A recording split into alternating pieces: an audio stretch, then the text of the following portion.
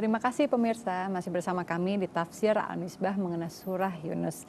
Sebelum kita melanjutkan uraian kita, akan berikan kesempatan pada siapa yang ingin bertanya dulu. Coba saya dulu. Ya, silakan Kang. Pak Quraisy, ini masih berkaitan dengan Al-Quran sebagai obat. Kita ketahui kan dengan perkembangan dunia teknologi terutama di bidang kesehatan ya Pak Quraisy, banyak sekali penyakit-penyakit yang sepertinya dapat disembuhkan dengan bantuan obat gitu. Nah, tapi sekarang di sini andaikan dari keluarga kita ada yang terkena musibah, terkena satu penyakit, bagaimanakah kita sebagai sanak keluarga ini untuk menyikapinya? Apakah kita tetap berikhtiar dengan menggunakan kemampuan si teknologi tersebut, ataukah kita harus lebih mengedepankan di sini Al-Qur'annya gitu sebagai satu-satunya obat yang untuk bisa menenangkan hati dan menguatkan hati si penderita maupun juga keluarga-keluarga yang cukup berat, cukup menanggung beban kehidupan seperti itu Pak Quraisy. Bagus. Yang pertama, jangan pertentangkan antara tuntunan Al-Quran dengan upaya-upaya manusiawi yang dibenarkan agama. Itu jangan pertentangkan. Yang kedua, dalam konteks kesembuhan, yang menyembuhkan itu adalah Allah. Bukan obat, bukan dokter. Karena itu, ada seorang peraih hadiah Nobel, Alexis Carrel. Dia berkata, sekian banyak pasien saya yang sembuh karena doa. Jadi, saya ingin garis bawahi ini. Kalau begitu, doa merupakan salah satu cara mengobati. Nah, kalau kita bisa gabung antara obat yang dari dokter dan doa, itu bagus sekali. Kalau menurut pendapat Bapak kan ada sekarang pengobatan yang begini loh Pak. Misalkan minum air, karena ini kan Al-Quran obat ya. Minum air putih ini terus selalu bacakan ini surat ayat ini terus minum, terus itu bagaimana pendapat Bapak? Kan banyak sekarang pengobatan yang seperti itu ya. Itu doa seperti ini itu punya syarat.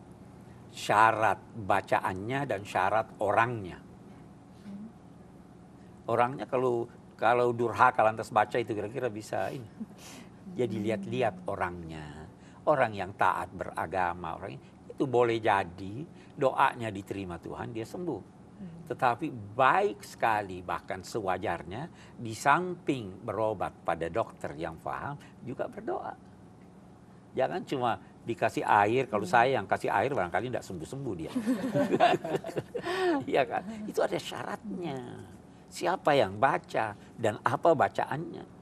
Kalau cuma bacaan lantas orangnya durhaka, mana bisa diterima Tuhan. Ya kan? Ya, baik, kita lanjutkan ayat kita Pak. Kita lanjutkan ayatnya. Baru dikatakan. Mohon maaf Pak, boleh Iya sambil minum, betul. Apa saya perlu berdiri ya? Silakan. Maaf Pak, silakan.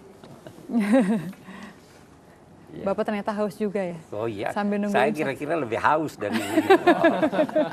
Saya ngomong terus.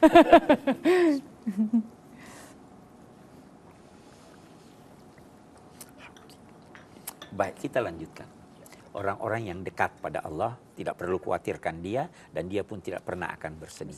Baru dia jelaskan siapa itu yang dinamai dekat kepada Allah. Dia katakan di sini, alladzina amanu wa kanu yattaqun. Orang-orang yang takut kepada Allah itu adalah orang-orang yang percaya kepada Allah. Percaya kepada, jadi ada unsur kepercayaan. Wa kanu yattaqun, dan mereka itu adalah orang-orang yang bertakwa. Oke. Lahumul busyra fil hayatid dunya wa fil akhirah. Bagi mereka itu ada berita gembira dalam kehidupan dunianya dan di akhirat. Boleh jadi banyak pengertiannya ini, al-busyra ini. Ada yang berkata mereka akan mendapatkan kegembiraan di dunia ini pada saat rohnya akan keluar. Dia ditenangkan oleh malaikat. Dia tunjukkan kepada malaikat, itu loh kau punya tempat nanti di sorga.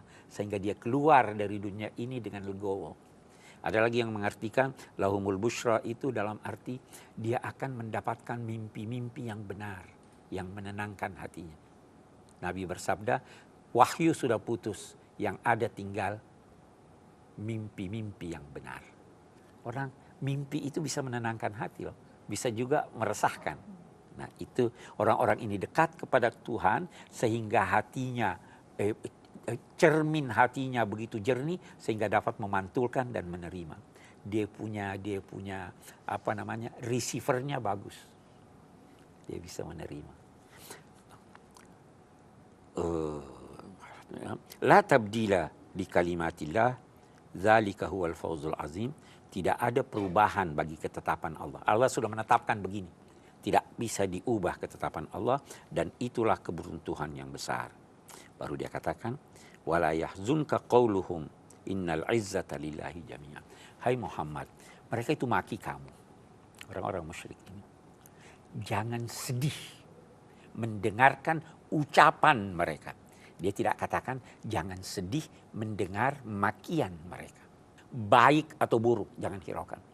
Terus kafilah berjalan, biar anjing menggonggong. Saya kira itu. Baiklah.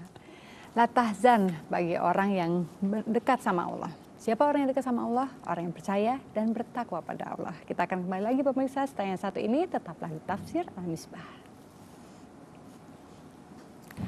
Orang Muslim dia ikuti yang meyakinkan dia.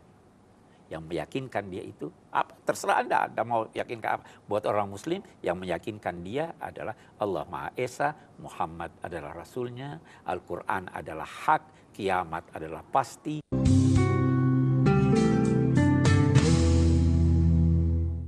Dipersembahkan oleh Bank BRI.